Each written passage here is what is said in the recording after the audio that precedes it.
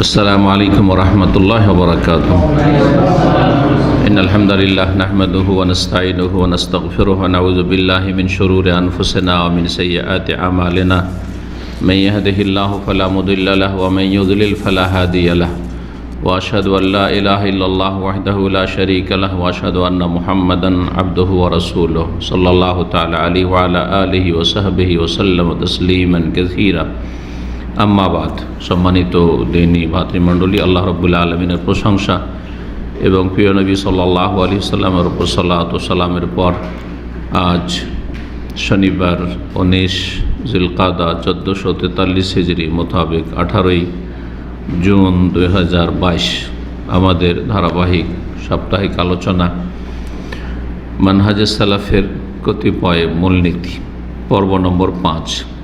শুধু একটি বিষয় সংক্ষেপে আলোচনা করব আজকে, একটি মূলনীতি সালাফে সালেহিনদের, আর তারপরে আমাদের প্রশ্ন উত্তর পর্ব রয়েছে, যাতে 10টি প্রশ্নের উত্তর দেব ইনশাআল্লাহ। 5 নম্বরে সালাফদের, সাহাবায়ে কেরাম, তাবেঈন, তাবেঈনদের আদর্শের মূলনীতি হচ্ছে যে সুন্নত হচ্ছে আপন জায়গায় কোরআনে কারীমের মতোই দলিল বা ইসলামের উৎস। সুন্নত স্বয়ং সম্পূর্ণ একটি দলিল, ইসলামের প্রমাণ। জি, যেমন কোরআনে কারীম হচ্ছে ইসলামের উৎস বলতে পারেন, অথবা স্বয়ং সম্পূর্ণ একটি দলিল। জি, ইসলামের যে কোনো বিষয়ের জন্য দলিল পেশ করবেন প্রথম কোরআনে কারীম থেকে।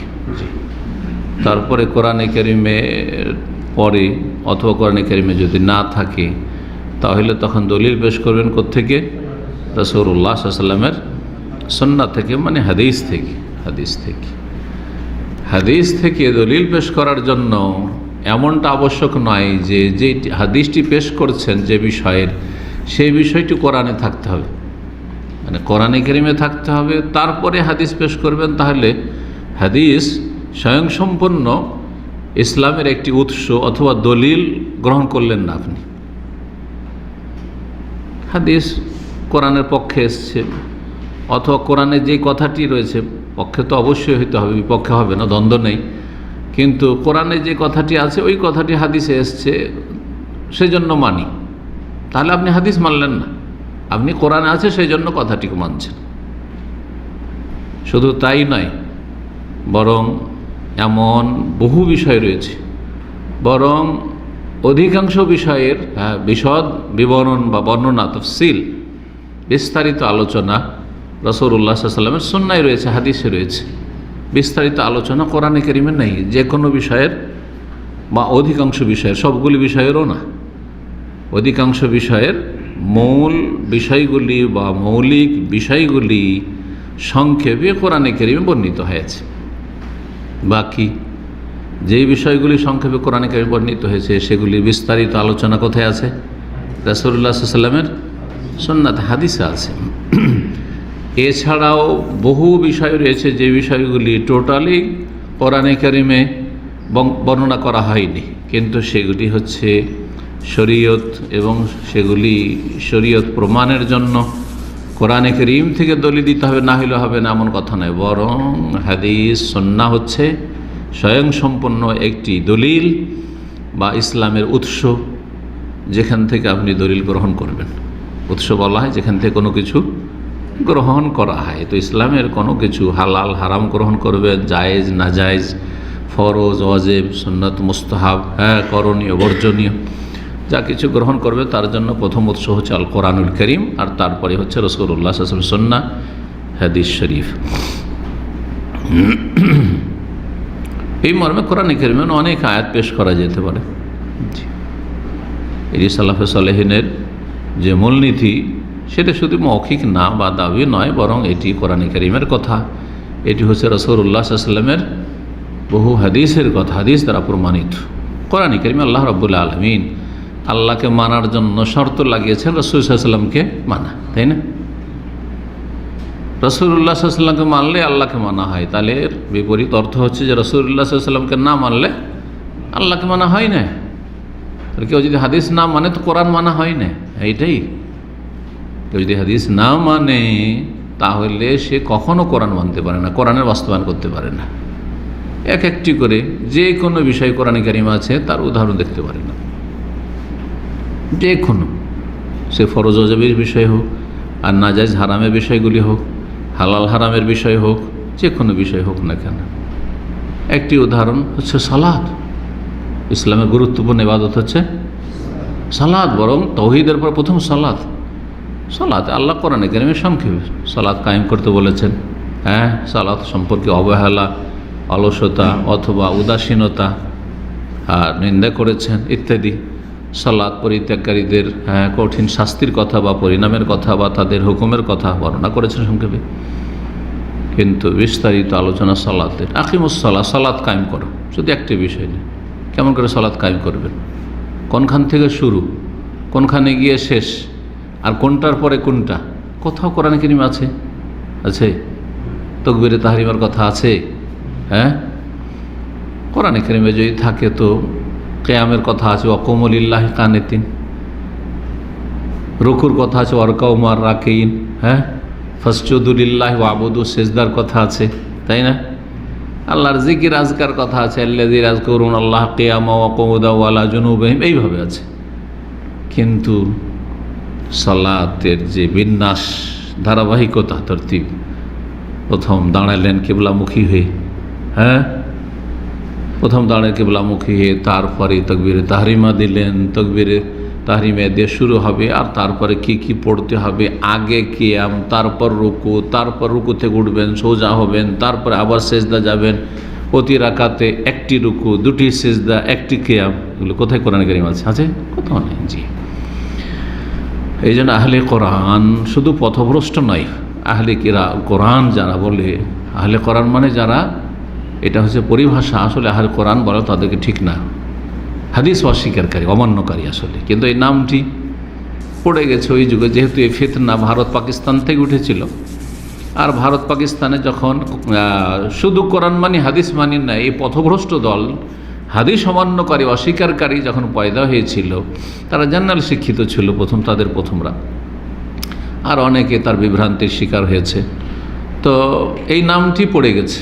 কিন্তু আরবরা তাদেরকে আহলে কোরআন বলে না। আহলুল কোরআন হচ্ছে যারা কোরআন সুন্নাহ মাননেওয়ালা, বা কোরআনে কারিমের হাফেজ, কোরআনে কারিমের চর্চাকারী, কোরআনে কারিমের মুফাসসির, কোরআনে কারিমের জ্ঞানী ওলামা, এটা আরবদের কাছে। এই জন্য আরবরা আহলে কোরআন বা হাদিস অস্বীকারীদেরকে বলে কোরআনিউন, আল কোরআনিউন। জি, অথবা মুনকিরুস সুন্নাহ, সুন্নাহ হাদিস অমান্যকারী, অস্বীকারী। জি, তো তাদের উপযুক্ত নাম হচ্ছে তারা হাদিস অমান্যকারী, অস্বীকারী। আর হাদিস অমান্য অস্বীকার করলে ইসলামের কোনো বিধান পালন করা যাবে না। বরং হারামগুলি আপনি বিস্তারিত কিছু বুঝতে পারবেন। সুদ হারাম, সুদ কাকে বলে, কিসে সুদ হয়, আছে কোথাও কোরআনে কারিমে? সুদ হারাম টাকাতে, স্বর্ণে, চাঁদিতে, ঠিক না? কিন্তু যখন একই রকমের জিনিস হবে তখন সেটা আলাদা আলাদা জিনিস যদি হয়, টাকার বদলে চাল অথবা চাউলের বদলে গম,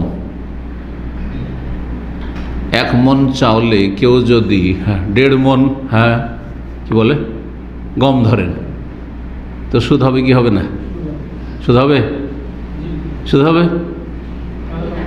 এই তো ফাইজা ইখতালাফাতিল আজনাস, এ কথা কোথাও রয়েছে? কোনো কোরআন আয়াতে নেই, কিন্তু হাদিস আছে, যখন জিনিস ভিন্ন ভিন্ন হবে, ভাবিও কেউ কেফাসুল, যেমন ইচ্ছা তেমন, যেমন ইচ্ছা তেমন করে। 1 মণ 40 কেজি আম কিনছেন 10 কেজি চাউল দিয়ে, জায়েজ নেই? খুব জায়েজ।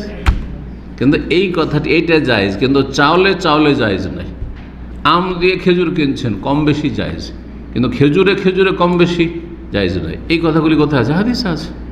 তাহলে তো সুদটাও বুঝতে পারবেন না যে আপনি হাদিস ছাড়া। তাহলে হাদিস অস্বীকার করে দেওয়া মানে ইসলামের হালাল হারাম, জায়েজ নাজায়েজ, ফরজ নাজায়েজ, সব কিছুকে কী করা? অস্বীকার করে দেওয়া। মুসলিম থাকে না আসলে। এই ফিতনা খুব মাথা চাড়া দিয়েছে বাংলা ভাষাভাষীদের মধ্যে সেজন্য সতর্ক সাবধান করছি। এবং এটি হচ্ছে আজকের বিষয়। সালাফদের মানহাজ হচ্ছে সুন্নত শুধু দলিল না, সুন্নত স্বয়ংসম্পূর্ণ দলিল। মানে সুন্নতে থাকার জন্য কোরআনও থাকতে হবে, তো জরুরি নেই। কোরআনে আজানের কথা রয়েছে, তাও নেদা বলে রয়েছে। আজানের শুরু শেষ কিছুই নেই, কয়টা বাক্য তাও নেই আছে। আর একামতের কথা তো একেবারে নেই। তাহলে যারা হাদিস অস্বীকারী, তাহলে তারা একামত কোথা থেকে প্রমাণ করবে? তো একামতই নেই তাদের কাছে, সালাতের একামতই নেই। এইভাবে বলতে গেলে এক একটা করে সুবহানাল্লাহ। জি, আল্লাহ রাব্বুল আলামিন যেমন আল্লাহর আনুগত্য ফরজ করেছেন, তেমন রাসূলুল্লাহ সাল্লাল্লাহু আলাইহি ওয়াসাল্লাম আনুগত্য ফরজ করেছেন। জি,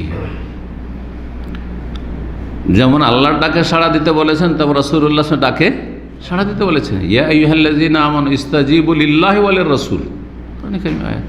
হে ইমানদারগণ, তোমরা আল্লাহর ডাকে সাড়া দাও আর রাসূলের ডাকে সাড়া দাও। তো রাসূলের ডাকে সাড়া দাও মানে কি? হাদিস, রাসূলুল্লাহ সাল্লাল্লাহু আলাইহি ওয়াসাল্লাম কোরআনের ব্যাখ্যা হাদিসে করছেন, ওটাও মানতে হবে। এটা হচ্ছে ডাকে সাড়া দাও। তো কোরআন কারীমের দলিলের দিকে যাচ্ছি না, কারণ আমাদের আলোচনা সংক্ষেপে একটি হাদিস আপনাদের সামনে পেশ করি। মেকদাম বিন মাদি কারিব রাদিয়াল্লাহু তাআলা আনহু থেকে বর্ণিত, নবী সাল্লাল্লাহু আলাইহি ওয়াসাল্লাম বলেছেন, আলা, শুনে রাখো ভালো করে, ইন্নী উতিতুল কোরআনা ও মিসলাহু মাহু, নিশ্চয়ই আমাকে আল কোরআন দেওয়া হয়েছে আর করিম, ও মিসলাহু, তার সাথে তার মতোই দেওয়া হয়েছে। শুধু কোরআন দেওয়া হয়নি, কি দেওয়া হয়েছে? তার মতো দেওয়া হয়েছে, তার সাথে তার অনুরূপ দেওয়া হয়েছে। যেমন কোরআন তেমন হাদিস। যেমন কোরআনে কারীম দেওয়া হয়েছে তোমাদের জন্য মানা ফরজ, তেমনি তার সাথে তার মতো মিসলাহু, তার মতোই দেওয়া হয়েছে, তার অনুরূপ দেওয়া হয়েছে, সেটাও মানা ওইরকমই ফরজ। প্রসিদ্ধ হাদিস। শুধু এতটুকু না, এটু তো হয়েছে প্রথম অংশ হাদিসের, এতটাই যথেষ্ট। কিন্তু তারপরে বলছে, আল্লাহ শুনে রাখো আরও ভালো করে, ভবিষ্যৎবাণী করেছে রাসূলুল্লাহ সাল্লাল্লাহু আলাইহি ওয়াসাল্লাম, ইউশিকু রাজুলুন, সম্ভাবনা রয়েছে এমন মানুষের আগমনের, এমন একটা যুগ আসবে যে এমন মানুষ পয়দা হবে, মুসলিম নামের, শাবআনা আলা আরিকাতিহি, যে নিজের আসনে পেট পুরে হেলাম দিয়ে বসে থাকে ভদ্রলোক করে। তার মানে ধন সম্পদের কোনো অভাব নাই, ভোগবিলাসের সামগ্রীর কোনো অভাব নেই, আল্লাহর নিয়ামতের কোনো অভাব নেই। আল্লাহ অনেক সুখ দিয়েছেন। শাবআনা আলা আরিকাতিহি, কোনো চিন্তা নেই, কোনো টেনশন নেই, খুব দুঃখে, খুব সুখে আছে, কোনো দুঃখ নেই। কিন্তু পথভ্রষ্ট, গমরাহ। কি বলবে এরকম লোকেরা? আলাইকুম বেহাজাল কোরআন, তোমরা এই কোরআনকে আঁকড়ে ধরো, ব্যাস কোরআন, কোরআন মানো, কোরআন মানো। ভবিষ্যৎবাণী করেছেন তাহলে এই হাদিস অস্বীকারীদের সম্পর্কে, এই পথভ্রষ্টদের সম্পর্কে। কি বলবে গুমরাহ? বলবে ফামা ওয়াজাদতুম ফিহি হালাল, কোরআনে যা হালাল বলে পাবে, ফা আহিল্লু, সেটাকে হালাল মনে করো, হালাল জানো। কোরআনে যদি হালাল বলা হয় তাহলে হালাল, হাদিসে হালাল হারাম কি আছে ওসব জানি না, মানি না, এই কথা বলবে। ওমা ওয়াজাদতুম ফিহি মিন হারাম, আর কোরআনে যেগুলি হারাম বলে পাবে, ফাহারিমু, সেটাকে হারাম জানিও, হারাম মানিও, এ কথা বলবে যে পথভ্রষ্ট গুমরাহ হবে, যে হাদিস অস্বীকারী হবে, সে বলবে। এই মর্মে অনেক নজির রয়েছে। তার একটি হচ্ছে, দুই বোনকে একই লোক একই সময়ে বিয়ে করে রাখা, এটা হালাল না হারাম? হারাম। এই বিধান কোথায় আছে? কোরআনে না হাদিসে? জানা আছে? হ্যাঁ, কোথায় আছে? না কোরআনে কারীমে আছে। এটা হচ্ছে কোরআনে কারীমে সূরা নিসাতে, যে আল্লাহ রাব্বুল আলামিন যাদেরকে হারাম করেছে, হরমাত আলাইকুম উম্মাহাতুকুম, এই বলে আল্লাহ তোমাদের মায়েদেরকে হারাম করেছেন। মা মানে মা, তারপরে দাদি, নানি, ওপরে যেগুলি আছে, তারপরে তোমাদের বোনদেরকে, তোমাদের মেয়েদেরকে ইত্যাদি, এইভাবে যে বয়ান করেছেন, তাতে শেষখানে আল্লাহ বলছেন ওয়ান তাজমাউ বাইনাল উখতাইন, দুই বোনকে একত্রিত করবে একই পুরুষ একই সময়ে। একজন ইন্তেকাল করে গেছে, তারপরে আরেকজনকে বিয়ে করছেন, আরেক বোনকে, অসুবিধা নেই। একজনকে তালাক দিয়ে দিয়েছেন, তারপরে বিয়ে করেছেন, ইদ্যত পার হওয়ার পরে, কোনো অসুবিধা নেই। কিন্তু একসাথে দুই বোনকে বিয়ে করা, অনেক মুরতাদগুলি করে। গেছে বোনের বাড়ি বেড়াতে, অথবা বোনের ডেলিভারি আছে, পরিচর্যার জন্য পাঠিয়ে দিয়েছে, আমাদের দেশে কিছু দাইয়ুস বাপ আছে, সাবালিকা মেয়েকে পাঠিয়ে দিয়েছে, যা তোর বোনের পরিচর্যা দেখাশোনা করে আয়। অথবা ওই বোনের বাড়ি থেকে কলেজ ভার্সিটিতে পড়ছে, আর তারপরে সেখানে তার সাথে অঘটন ঘটিয়ে জেনায় ব্যভিচারে লিপ্ত হয়ে গেছে, আর তাকে ছেড়ে আর কেমন থাকবে, তাকে নিয়ে উধাও। ও ঘটনা এরকম দেখছেন না? কোনো জায়গায় আগেরটাকে তালাক দিয়ে দিল, পরেরটাকে নিয়ে আসে।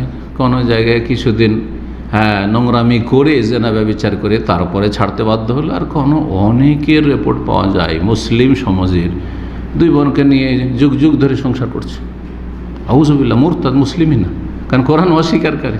কোরআনে কারিমে এই বিধান রয়েছে, ওয়ান্তাজ মাও, যে তোমরা জমা করবে, একত্রিত করবে বাইনাল উখতাইন, দুই বোনকে। এটা হারাম, আল্লাহ হারাম করেছে। হুররিমাত আন তাজমাউ বাইনাল উখতাইন, এটা তো কোরআনে কারিমে আছে। কিন্তু কেউ যদি দুই বোন জমা না করে আর খালার বোনের মেয়েকে একত্রিত করে, অথবা ফুফু ভাতিজিকে, আপনার স্ত্রী আর তার একটি ফুফু আছে, পছন্দ লাগলো, ফুফুকে বিয়ে করে নিন। ফুফু ভাতিজি একই সংসার, সতীন, ফুফুর সতীন ভাতিজি, ভাতিজি সতীন ফুফু, জায়েজ না হারাম? ওই রকমই হারাম যেমন দুই বোন জমা করা হারাম। খালা আর বোনের মেয়ে, খালার সাথে খালাকে বিয়ে করে গেছেন, আর খালার যে বোনের মেয়ে আর এক বোনের মেয়ে, আপন বোন বা বৈমাতৃয় বোন, বৈপিতৃয় বোন বা দুধ বোন, তিন চারটা, এই সবগুলি। চাচাতো বোন নয়, কিন্তু চাচাতো বোন আমাদের দেশীয় বোন, ওটা ইসলামের বোন নয় আসলে, দূরের আত্মীয়। জায়েজ না হারাম? হারাম, ওই রকমই হারাম। কিন্তু এই দুটো মাসলা তো কোরআনে কারিমে নেই। কিসে আছে? নবী সাল্লাল্লাহু আলাইহি ওয়াসাল্লাম হাদিস, সহিহ বুখারী হাদিস হয়েছে, লা তুজমাউ বাইনাল মারআতি ওয়া খালাতিহা, স্ত্রী আর তার খালা একত্রিত করতে পারবে না। ওয়ালা তুজমাউ বাইনাল মারআতি ওয়া আম্মাতিহা, মারআ একজন মহিলা, তোমার স্ত্রী, আর তার আম্মা ফুফু একত্রিত করতে পারবে না। দুটোতে কেউ যদি সামান্য পার্থক্য করে, ওইটা কোরআনে আছে, এটা মানি, আর এটা মানি না, সুতরাং ফুফু ভাতিজিকে বিয়ে করে রেখেছে, তো ওই রকমই মুরতাদ। এই কথাই বলছেন আমাকে দেওয়া হয়েছে অমিসল, ওই রকমই কোরআনের মতোই, যেমন কোরআন দেওয়া হয়েছে কোরআনের বিধান, ওই রকমই হাদিসের বিধানও দেওয়া হয়েছে, একই রকম মানতে হবে।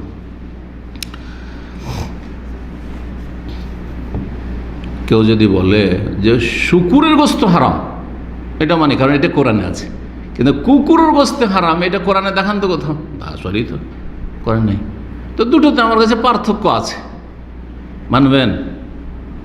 কিন্তু যারা হাদিস অস্বীকারী মানতে বাধ্য যে কুকুর খাও, বিড়াল খাও। কোনো জায়গায় কোরআনে নেই যে বিড়াল হারাম, কুকুর হারাম, এইভাবে তো কোরআনে নেই। কিন্তু হুররিমাত আলাইকুমুল মাইতাতু ওয়াদ-দামু ওয়া লাহমুল খিনজির আছে, ঠিক না?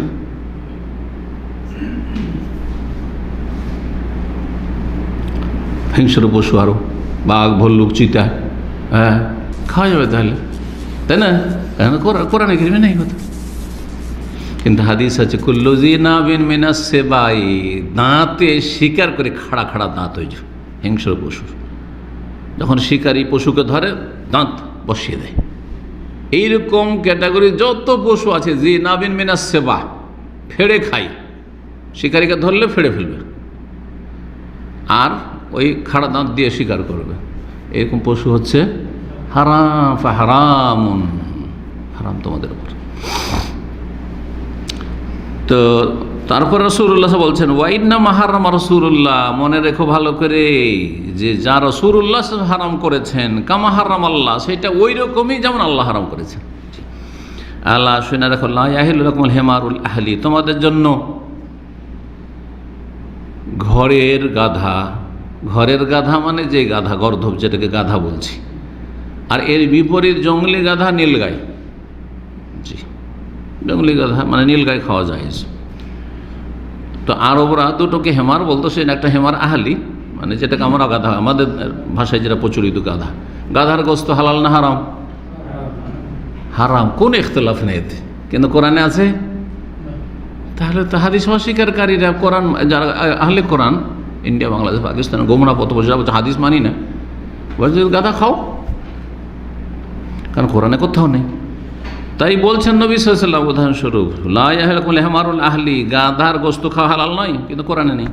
ওয়ালা কুল্লু যিনাবিন মিনাস সেবা, এবং যেসব হিংস্র পশু, খাড়া দাঁতওয়ালা, দাঁত বিশিষ্ট, না খাড়া দাঁত রয়েছে, দাঁত দিয়ে, যা কুকুরের খাড়া দাঁত আছে, দেখেছেন না, বাঘের, জি হ্যাঁ, এইভাবে যতগুলি জঙ্গলি পশু রয়েছে, হিংস্র পশু।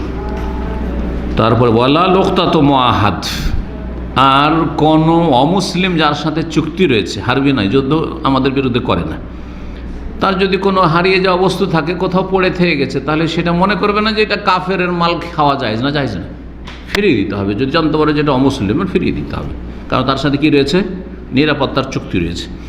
ইল্লা ইয়াস্তাগনি আনহা সাহেবা, তবে ওই ব্যক্তি যদি সেটার অমুখাপেক্ষী হয়ে যায়, ছেড়ে দিয়ে চলে গেছে, আসবে না আর ঘুরে, বুঝতে পারছেন ও কোথায় চলে গেছে, অথবা অল্প স্বল্প কিছু 2-4-10 টাকার জিনিস পড়ে আছে, সাধারণত মানুষ কেউ খোঁজ করার জন্য আসে না।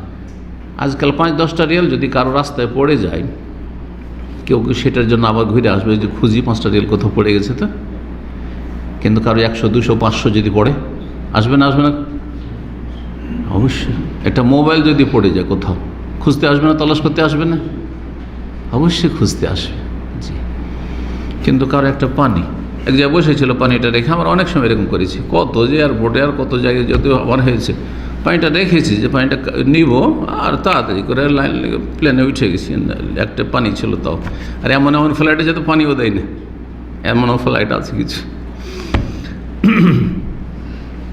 তো এটার জন্য কেউ ঘুরে যাবে যে ছুটে গেছে, যাই পানিটা আবার নিয়ে আসি কি, সাধারণত যাবেন না, একেবারে জরুরি হলে সেটা ভিন্ন বিষয়। তাই বলছেন, এগুলি কথা কিন্তু কোরআনে নেই এসব মাসলা। ওমান নাযারা বিকওমিন ফাআলাইহিম আন ইয়াকরুহু, কোনো মুসলিম যদি কোনো এলাকায় জনপদে অবস্থান করে, গিয়ে পৌঁছে, তাহলে সেই এলাকাবাসীর জন্য ফরজ হচ্ছে তাদের মেহমান নওয়াজি করা, আতিথ্য করা, খেতে দেওয়ার ব্যবস্থা করা। বিশেষ করে ওই সব অঞ্চলে যেখানে কোনো হোটেলের ব্যবস্থা নেই, রেস্টুরেন্ট, খাবার দাবার ব্যবস্থা নেই। গ্রাম অঞ্চলে এমন প্রত্যেকটা গ্রাম অঞ্চল যেখানে কোনো রকমের খাবার দাবার ব্যবস্থা নেই, তো ভাই ওই গ্রামওয়ালা না খেতে দিলে বাইরের মুসাফির এসে কোথায় খাবে, ঠিক না?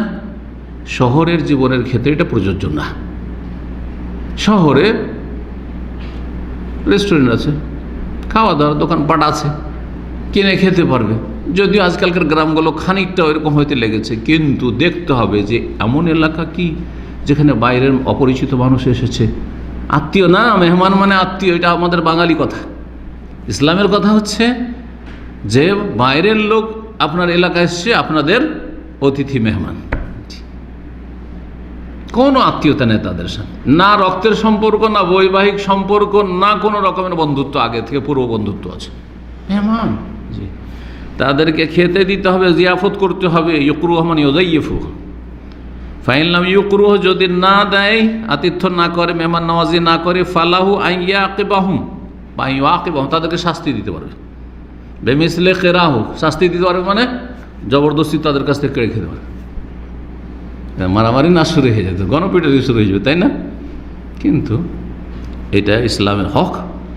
এই জন্য আমাদের গ্রামাঞ্চলে, আমরা একসময় ছোটোকালে আমরা এভাবে মানুষ হয়েছি, গ্রামাঞ্চলে মুসাফির এসছে একজন মসজিদে, দেখছি এসা সালাত পড়েছে বা মাগরিব পড়ছে, বাইরের লোক থাকবে মসজিদে, তাকে থাকতে দেওয়া হয়েছে। বাড়ির মধ্যে থাকলে কি জানি ডাকাতি চুরি হয়ে যায়, এক ভয়গুলো আমাদের দেশে কাজ করে, তো মসজিদে থাকলো।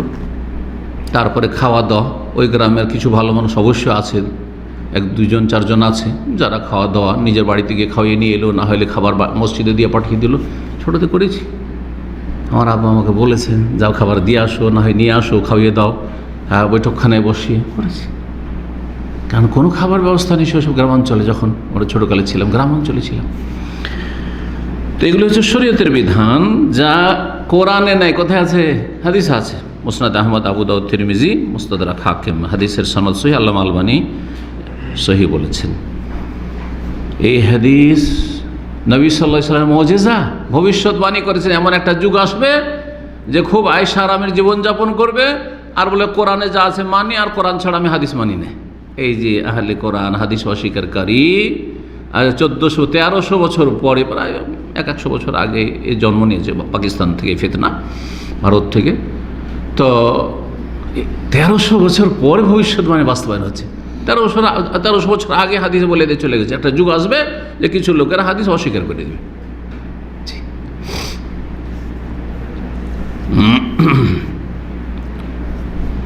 এই হাদিস দ্বারা বোঝা গেল যে নবী সাল্লাল্লাহু আলাইহি ওয়াসাল্লামের সুন্নাহ হাদিস ওহী, কারণ ওহী না হলে মানা ফরজ হইতো না।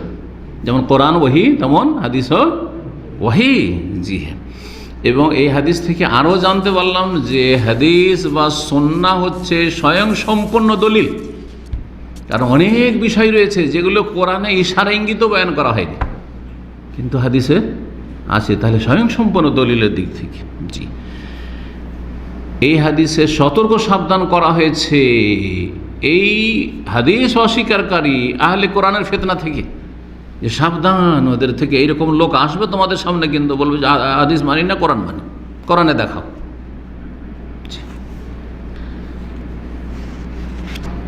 আর এর আগে আমি আলোচনা করেছি যে যারা হাদিস অস্বীকার অমান্য করি তারা দুই ভাগে বিভক্ত। একদল হচ্ছে টোটালি পুরোপুরি হাদিস অস্বীকারী, তারা মুসলিম না, কাফের, কুফার। কারণ ইসলাম পালন করা সম্ভবই না। যখন ইসলাম পালন করা সম্ভবই না, তাহলে মুসলিম হতে পারে না, অমুসলিম, কুফার। যেমন কাদিয়ানি অমুসলিম। জি। তারপরে আরেক দল হচ্ছে আংশিক হাদিস অস্বীকারী। অনেকে যুগে যুগে এরকম এসেছে, না এইটা আমাদের বিবেকের খেলাফ, এটা যুক্তির খেলাফ, এটা হতে পারে না। যেমন মুসা আলাইহিস সালামের মুজিজাকে কি বললো যে এটা জোয়ার ভাটা হয়েছে। মুসা আলাইহিস সালামের মুজিজাকে এমন মুফাসসির ছিল যারা কি করেছে, বড় মুফাসসির না, কিন্তু এগুলো হচ্ছে পথভ্রষ্ট। এইসব ফিতনা মাঝে মাঝে এসেছে, বেশি দিনকার ফিতনা না, এগুলো 50-100 বছর আগের ফিতনা বলছে। যে মুসা আলাইহিস সালাম যখন তাড়া করে আসছিল ফেরাউন সেনাবাহিনী নিয়ে, তখন কি হলো, মুসা আলাইহিস সালাম নিজের মুসলিম সাথী সঙ্গীদেরকে, উম্মতকে নিয়ে পার হয়ে গেলে, বনি ইসরায়েলকে নিয়ে। তখন রাস্তা কী হয়েছিল, নদী না পার হয়েছিলেন? কী হয়েছিল? নদী না, সেটা সাগর ছিল, বরং বাহরে কুলজুম। জি, এই লোহিত সাগর যেটা জেদ্দা থেকে মেসর পর্যন্ত গেছে, পানি সরে গেছিল আর রাস্তা হয়ে গেছিল। এটি মুজিজা। কিন্তু সে বলছে যে না, এটা কি জোয়ার ভাটা। জোয়ার ভাটাতে এখানে দেখছেন না সমুদ্রে, মাঝে মাঝে দেখছেন যে সমুদ্র ভরে গেছে, আর মাঝে মাঝে অনেক দূর পানি চলে গেছে। তো এটা এক কিনারা থাকে, কিন্তু সমুদ্রের মাঝখানে জোয়ার ভাটা, যে দুই দিকে পাহাড়ের মতো। আল্লাহ বলছে কাত্তাউদিল আজিম, বিশাল পাহাড় পর্বতমালার মতো দুই দিকে কি হয়ে গেছে, উঁচা হয়ে গেছে, পানি, বরফের পাহাড় জমে গেছে, আর মাঝখান দিয়ে রাস্তা। তো মাঝখান দিয়ে তার জোয়ার ভাটাতে খালি হয় না, কথা বোঝা গেছে? তো এইরকমই নবী সাল্লাল্লাহু আলাইহি সাল্লামের সশরীরে মেরাজ হয়েছে, অস্বীকার করেছে, পথভ্রষ্ট। তারপরে ইব্রাহিম আলাইহিস সালাম 3টি মিথ্যা কথা বলেছিলেন, এই হাদিস বুখারীতে রয়েছে, অস্বীকার করেছে মাওলানা মওদুদী। এভাবে অনেকে আছে আংশিক হাদিস অস্বীকারী। কিয়াসের খেলাফ হলে, স্পষ্ট কিয়াসের খেলাফ হলে হানাফি ফিকহ, উসুলে ফিকহ নীতিমালা হচ্ছে যে হাদিস অস্বীকার, আংশিক হাদিস অস্বীকার করা। তো এগুলি হচ্ছে বিভ্রান্তি, গুমরাহি, কিন্তু এগুলোকে কুফর বলা যাবে না, এগুলোকে কাফের বা কুফর বলা যাবে না, কিন্তু গুমরাহি, পথভ্রষ্টতা। আল্লাহ যেন বোঝার তৌফিক দান করেন। আর আল্লাহ রাব্বুল সমস্ত ফিতনা থেকে, দিন দুনিয়ার ফিতনা থেকে আল্লাহ আমাদের হেফাজত করেন। ওয়া সাল্লাল্লাহু ওয়া সাল্লাম আলা নবিয়িনা মুহাম্মদ ওয়া আলা আলিহি ওয়া সাহবিহি আজমাইন।